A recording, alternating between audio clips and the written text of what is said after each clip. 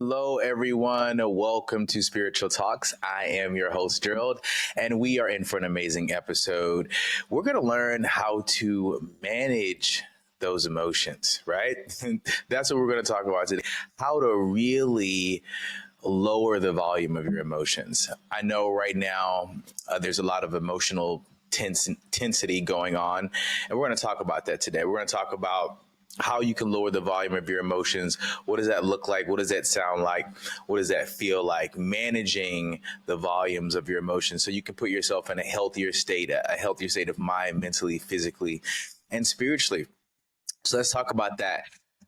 Insightful talks today, managing and lowering the volume of your emotions. How can I lower the volumes of my emotions, Joe? How is that even possible, right? I would say one of the first things is recognizing what triggers your emotions, right? What gets you all worked up, right? That would be the a key, right? What gets you worked up, right? Um, if you're going to lower the volume of your emotions, if you're going to figure out what it is that's bothering you, you have to figure out what's triggering you, right? And what are triggers, right? Triggers are trauma that has not been healed, right? Lowering the volume of your emotions, you must look at the triggers. You must look at the trauma. Why am I being triggered? Why are my emotions so high? Why is the volume in my mind so high? Because there is trauma that has not been healed. And that's a really good thing that you can realize, right? Because once you understand, okay, the reason why I'm so emotional is because I still have things in my life that I've been traumatized by that's still very triggering for me. I haven't healed yet, right? A lot of us are walking around with emotional wounds. Our hearts are open, they're bleeding from parents that have passed away. Even myself, like right now I'm dealing with some emotional whereabouts. My mother just passed away probably about a month ago. Yeah, my mother just passed away. And can you imagine trying to lower the volume of your emotions when your mother passed away? I mean, right? Here I am talking about lowering the volume of your emotions. Could you imagine how I'm feeling, right? So managing your emotions, right? Figuring out, am I still dealing with trauma that I haven't healed from, right? That's the first thing that you can do to lower your volume of your emotions is figure out, why am I so triggered? Why am I still messing around with these traumas? Okay, that's the first thing. One of the second things you want to look at, right? And I got my notes here because I want to make sure we're in this. Developing a sense of self awareness and empathy and understanding your emotions, right, in different situations. That's going to be important. You want to know what situations you need to avoid in life, right? If you're going to lower the volumes of your emotions, you need to figure out where you don't need to be. What are some people and places that you need to avoid like the plague? Right? If you're going to learn, because this is what this episode is about, if you're going to learn how to lower the volume of your emotions, there's going to be some people and places and things that you're going to have to avoid. And that's going to be very clear to you. Because every time you're there, you get emotional. Every time you go to your mom's house, your dad's house, that old friend's house, that old neighborhood, that old whatever it is, there's something that gets you worked up, and you need to stop going around that person, that place, or that thing, right? Removing yourself from that situation and realizing this is no longer serving me. This has no value in helping me elevate to the highest level of myself. This doesn't serve me. I don't need it around me, right? So realizing that if I'm going to lower the volume of my emotions, I need to be aware of what people and places and things do to me, right? That get me emotional and get me worked up. Okay. So that's going to be the second thing. Where am I going? Who am I around that's getting me worked up? Am I around people that get me happy, or am I around people that get me sad? Am I around people that motivate me, or am I around people that I get really demotivated and I don't think anything's possible? One thing for me personally, I don't like hanging around people that tell me what I can't do or what's not possible, especially when you haven't tried. I want to give you a piece of advice that has served me well, and here it is. Write this down. Don't listen to anybody telling you anything that they have not done. If they're telling you that it can't be done, you need to know that they've already tried it. It's not something that they've heard. It's not something that they might think it might. No, no, no, no, no. If you're going to get advice from someone, you need to make sure that they've already been through the fire, right? What they're saying is tried, tested, proven. Okay. So, what's going to be? So, I hope you guys nailed that, right? People, places, and things, what's going to nurture your highest self, right? Because if you're going to lower the volume of your emotions, right, you need to figure out what things motivate you and what things demotivate you. Okay. All right. So here's the next thing on lowering the volume of our emotions, right? Let's look at it. I think building a level of resilience is really important as well. I think in order for you to lower your emotions, you have to figure out that your emotions are even manageable. A lot of times people walk around thinking that they have no control over how they feel, right? You do. You have absolute control over how you feel. The way you feel is up to you. The way you process everything is up to you. Here's an amazing thing you can understand. The way you show up in the world is the way the world will treat you. People always ask me this question. They say, how is it that you go to places and people just treat you, in a certain manner? And I tell people all the time, people will treat you how you want to be treated, right? And if you have anxiety, if the volume of your emotions is really high, how do you think it's going to be dealing with you? How do you think people are going to be dealing with you if the volume of your emotions is really high?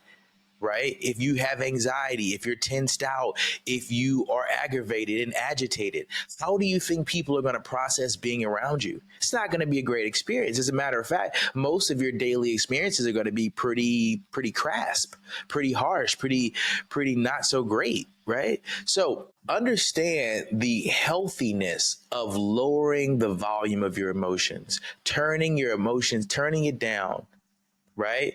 Getting in quiet spaces, meditating, being mindful that you're around people and places that give you anxiety. If you don't like certain people and places, don't go there, right? Recognizing that you are an emotional person, like human beings, and your emotions can be regulated just like anything else in life. And you can regulate your emotions by being mindful that everything you do changes how you feel. Everywhere you go changes how you feel. Sometimes you'll go somewhere and it zaps your energy. Sometimes you'll go in other places and it excites you. For me, when I'll give you a great example. One of the things that helps me lower the volumes of my emotions is going to the ocean.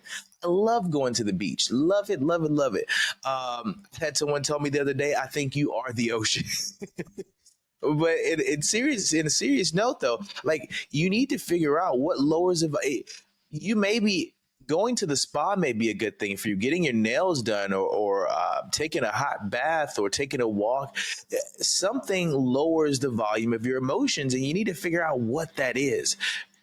I was in Florida one time. I want to tell you guys a story about the benefits of lowering the volume of your emotions, right? And how it allows you to live longer. I was in Florida, and I went to the Florida marsh. What do you call it? The marshlands with the alligators and stuff like that. And what they were explaining to me is it was hibernation time. I think it was like maybe November, December, something like that, right? And what they're explaining to me is that these animals, their heartbeat slows down to like almost like they're dead. They don't eat, they're not hungry. And some of these alligators and crocodiles live up to 100 years old. And I saw one of them. I think one of them was like 110 or something like that. And I said to myself, wait a minute. So every year, these animals lower their heart rate. So their emotional state, their heart rate, their whole body is almost like they're out, right? They're zombied out, right? I'm not saying we should be like that, but what I'm saying is that when you lower the volume of your emotions, just like that alligator and that crocodile, when you lower the energy that you put out, when you're aware of what it is that you're giving away constantly, right, you will live a much longer and healthier life because you are regulating your emotion. You've turned down the volume of your emotions. Because once you figure out how to do that, once you figure out how to self-regulate, how to go into your mindset and say, okay, you know what, I got this. I know how to turn the emotions down. I know how to regulate and see, okay, I'm being mindful of where I'm going, what I'm listening to, who I'm around, and I'm realizing how it's impacting my life on a day-to-day, minute-to-minute, hour-by-hour basis, right? They always say whoever you're around, the people you're around, that's who you become. That's absolutely true, right? So if you want to lower the volume of your emotions, right, you need to be listening to things and watching things that help you calm down. This is a very hectic and chaotic world. And if nothing more, you can come to spiritual talks and self-regulate and self-soothe. It's here for you. I want this to be a safe space. I want you to be able to come here and, you know what, I can turn down the volume of my emotions because I'm going to find something great here. And this is what podcasts are for.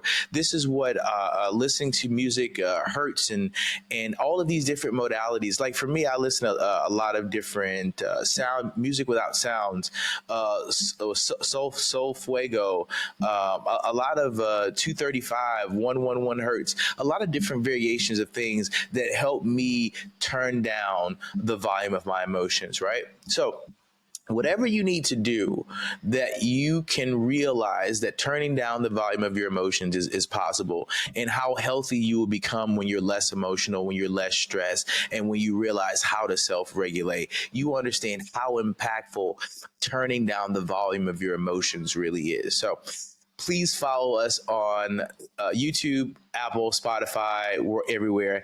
And I'm so excited. And I hope this serves you. Again, please realize that you can turn down the volume of your emotions. And you could do it by just realizing that people, places, and things will help or hurt your energy level, and it will either motivate you or demotivate you, right? So this will continue to raise the volume of your emotions and raise the awareness that, hey, I can choose whether or not I have an emotional high or low. Okay. So I hope this serves you. Until next time, please follow us on YouTube, Spotify, Apple, and we'll see you guys again. All right. Bye.